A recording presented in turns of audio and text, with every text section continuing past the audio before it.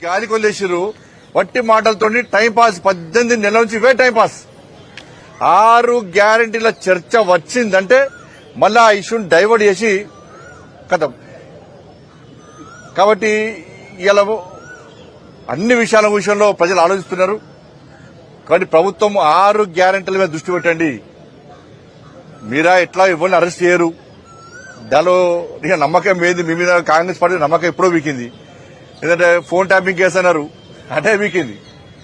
విద్యుత్ కొనుగోళ్ల కేసు అన్నారు, అటే పోయింది. కాళేశ్వరం అన్నారు, నిన్న నోటీస్ ఇచ్చారు, ఏం చేస్తారో తెలియదు. ఫార్ములా ఈ కేసు అన్నారు, సుప్రీంకోర్టు ఇచ్చిన ఇంతవరకు ఏం కేసు దాని అడ్రస్ లాభత్త లేకుండా పోయింది. డ్రగ్స్ కేసు అన్నారు, అది పోయింది. ఏం కేసులో మీతో ఏం కాదు కూడా. ఇక కాంగ్రెస్ పార్టీతో ఏం కాదు. మీ అన్ని వట్టి మాటలే. మీరు 6 గ్యారెంటీలు అమలు చేయరు, మీరు అవినీతి చర్యలు తీసుకోరు, మీతో కాదు కూడా. అట్టే చేష్టలకి వివరిస్తున్నారు మీరందరూ కూడా. కానీ ప్రజలకు కాంగ్రెస్ పార్టీ ప్రభుత్వం మీద నమ్మకం, విశ్వాసం పోయింది. వీళ్ళు ఏమీ చేయలేని చేతనావస్థలో ఉన్నారన్న విషయాన్ని ప్రజలకు అర్థమైపోయింది. మూటలు తీసుకుపోయి ఆ కప్పం ఢిల్లీకి కప్పం అప్పయ్యపడడం తప్ప వీళ్ళు చేసేది ఏం లేదు.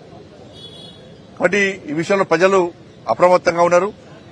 కాంగ్రెస్ పార్టీ నాయకులు నిలదడానికి సిద్దంగా ఉన్నారు.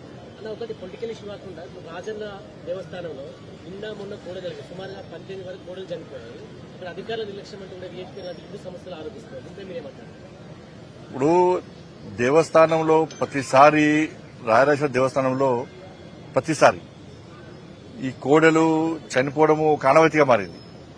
దానికి వెంటనే దేవస్థాన అధికారులు ఏ అట్లా కాలేదని చెప్పంటారు. కాబట్టి నేను ఇలా వెంటనే ఈవో గారితో మాట్లాడతా. తప్పకుండా ఆ గోవులను రక్షించాల్సిన బాధ్యత వేములవాడ రాజేశ్వర దేవస్థానం మీద ఉన్నది.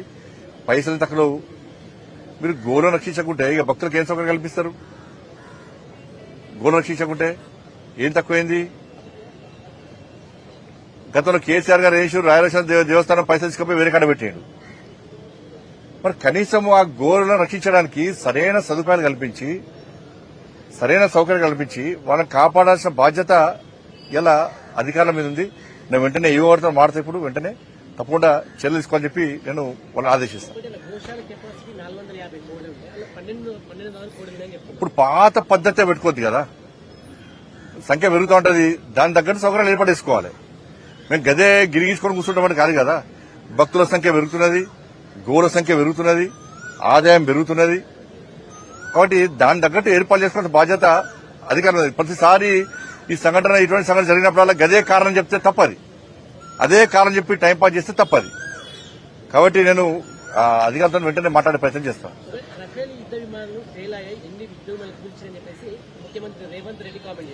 రేవంత్ రెడ్డి గారి యొక్క వ్యాఖ్యలు దేశద్రోహ వ్యాఖ్యలు అవి.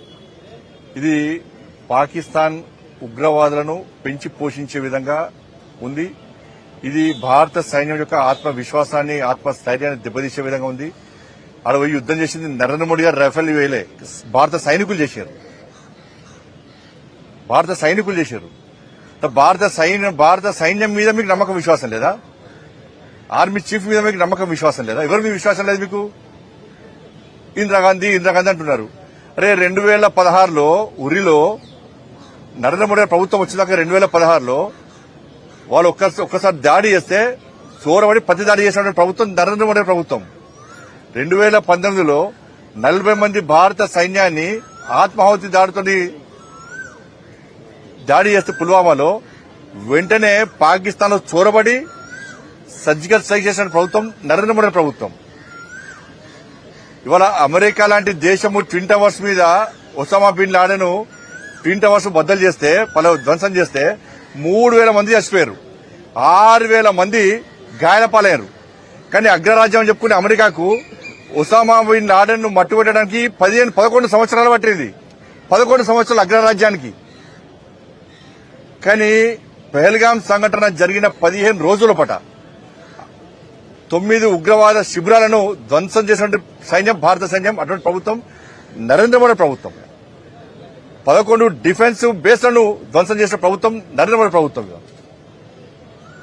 100 మంది ఉగ్రవాదులను మట్టుబట్టే ప్రభుత్వం నరేంద్ర మోడీ ప్రభుత్వం. సామాన్య ప్రజలకు ఇబ్బంది కావద్దని కోరుకుంటాం.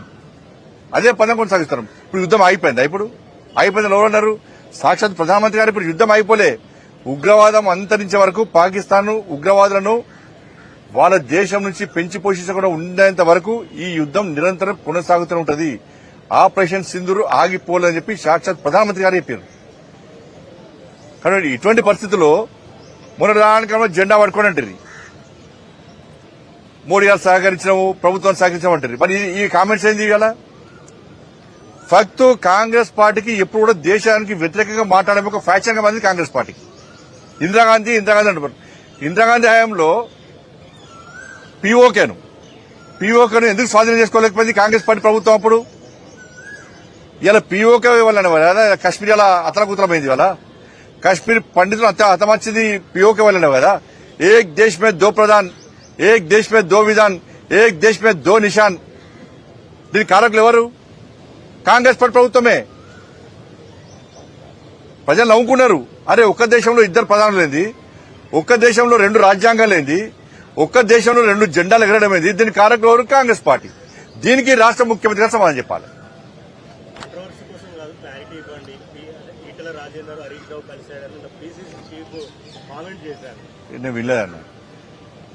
నేను వినలేదు. ఇప్పుడు కాంగ్రెస్ పార్టీ అంత పొలిటికల్ డ్రామా అంతా కాంగ్రెస్ పార్టీదే. ఆ కవితక్క విషయం కూడా కాంగ్రెస్ పార్టీదే. కల్వకుంట్ల ఆర్ట్స్ క్రియేషన్స్ ఆధ్వర్యంలో సినిమా నడుస్తుంది తెలంగాణ రాష్ట్రంలో. ఇప్పుడు తీన్ పత్తా అన్నాము చూసి చాలా మంది. తీన్ పత్తా పత్తల ఇప్పుడు చార్ పత్తా ఆట నడుస్తుంది తెలంగాణ రాష్ట్రంలో. కల్వకుంట్ల ఆర్ట్స్ క్రియేషన్ ఆధ్వర్యంలో చార్ పత్తా ఆట నడుస్తుంది. హరీష్ రావు గారు, కవిత గారు, కేటీఆర్ గారు, సంతోష్ రావు గారు చార్ పత్తా ఆట నడుస్తున్నది. దీనిలో కేసీఆర్ గారు జోకర్ ప్రెస్ పెట్టారు. దీంతో ఏమైనా ఇప్పుడు ఈ చర్చతోని, ఈ కవితక చర్చనో దీంతో తెలంగాణ రాష్ట్ర లాభం జరుగుతుందని చెప్పండి. ఇదో సమస్య అనేది. తెలంగాణ రాష్ట్ర ప్రజలు తెలంగాణ రాష్ట్రంలో మీడియాలో డిబేట్ పెట్టి చర్చించే సమస్య అనేది చెప్పండి. ఇంకా ఆరోగ్యాల గురించి చర్చ జరగాలి గీ లెటర్లు చిట్ చాట్ల పేరుతోని. ఇదేం పద్ధతి? వాళ్ళ బీఆర్ఎస్ పార్టీని మీరు గతంలో మీరు అబ్జర్వ్ చేయండి. బీఆర్ఎస్ పార్టీకి సంబంధించిన శాసనసభ్యులు చాలా మంది బీజేపీకి టచ్ లోకి వచ్చినప్పుడు బీఆర్ఎస్ పార్టీ ప్రభుత్వ ఆధ్వర్యంలో కేసీఆర్ గారు చేస్తుంటే టక్కని మీటింగ్ పెట్టి మనం బీజేపీతో కలుస్తున్నామే, నాకు కేంద్ర మంత్రి ఇస్తున్నా చెప్పుకున్నా లేదా? ఒక గదే జిమ్మికులు ఇవన్నీ కూడా. బీఆర్ఎస్ బీజేపీ కలవడం అనేది అసలు బీఆర్ఎస్ మేము పట్టించుకుంటామన్నా? అది ఫామ్ హౌస్ పార్టీ, కుటుంబ పార్టీ, అవినీతి పార్టీ. కవితక్కను అరెస్ట్ చేయకుండా ఉండాలన్న ఉద్దేశంతో బీఆర్ఎస్ బీజేపీతో కలవడానికి ప్రయత్నం చేసింది. కానీ మేము దరిదాపులో రానియాలి. మేము వాళ్ళని దరిదాపులో రానియాలి బీఆర్ఎస్ పార్టీని. ఈ అవినీతి పార్టీకి అవినీతి వ్యతిరేకం. మేము అవినీతి మచ్చలే కూడా దేశాన్ని పాలిస్తున్నాం. 16 రాష్ట్రాలు అవినీతి మచ్చలేని ప్రభుత్వాలను కొనసాగిస్తున్నాం. మేము దాని వ్యతిరేకం. మేము కుటుంబ పాలనకు వ్యతిరేకం. మేము ఈ దేశంలో కాంగ్రెస్ పార్టీ కుటుంబ పాలన వ్యతిరేకంగా ఫైట్ చేస్తున్నాం. కాబట్టి బీఆర్ఎస్ పార్టీని ఏ విధంగా మేము చేసుకుంటాం? కాబట్టి ఈ చార్ పత్తా ఆట గురించి చర్చించాల్సిన అవసరం లేదు. మళ్ళీ ప్రజలకు విజ్ఞప్తి చేస్తున్నా, గౌరవ మీడియా సోదరులకు విజ్ఞప్తి చేస్తున్నా, దయచేసి 6 గ్యారెంటీల గురించి చర్చ జరపండి. ఇది కాంగ్రెస్ ప్రొడక్షన్. దీనికంతా కూడా దీని ప్రొడ్యూసర్ ఎవరంటే కాంగ్రెస్ పార్టీ ప్రొడ్యూసర్. దీనికి డైరెక్షన్ కూడా కాంగ్రెస్ పార్టీదే. ప్రొడక్షన్ మాత్రం కల్వకుంట్ల ఆర్ట్స్ ప్రొడక్షన్. సెన్సార్ అది ఇక్కడ స్టేట్ చూస్తున్నారు. అది సెన్సార్ మార్క్ వస్తే కడిగేస్తాం. అందుకే కడియమంటున్నాను నేను. అందుకే బంజారీ చార్ పత్తా దీంతో ప్రజలకు ఏం లాభం దీంతో అంటున్నాను నేను. అసలే కలుపుకోం. అరే అవినీతి పార్టీ, అది కుటుంబ పార్టీ, ఏ విధంగా కలుపుకుంటాం? ఆ చర్చనే లేదు. మీరు ఒకటే ఆలోచించండి.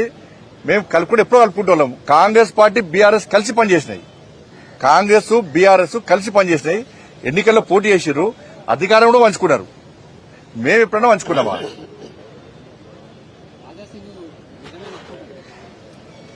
రాజశేఖర్ అడగనిపోయాను. అది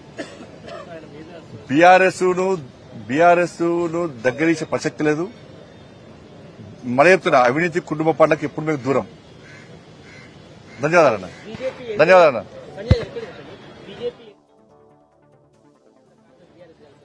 వీళ్ళు అడ్డుకున్నా ఆగేటట్లేదు. ఇప్పుడు ఇవాళ తెలంగాణ మొత్తం చర్చ జరుగుతున్నది.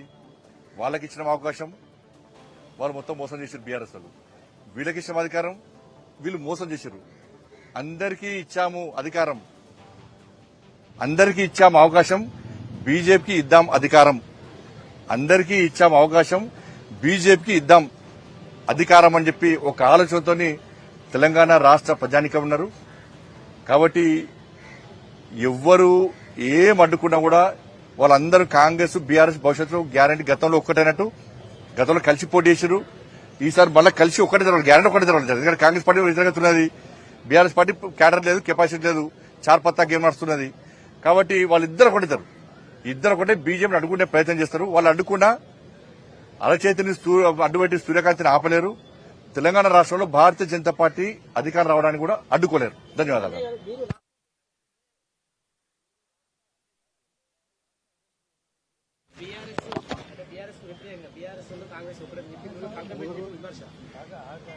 భారతీయ జనతా పార్టీ అధినాయకత్వం తీసుకునే కట్టుబడి ఉంటాం మేము. భారతీయ జనతా పార్టీ అధినాయకత్వం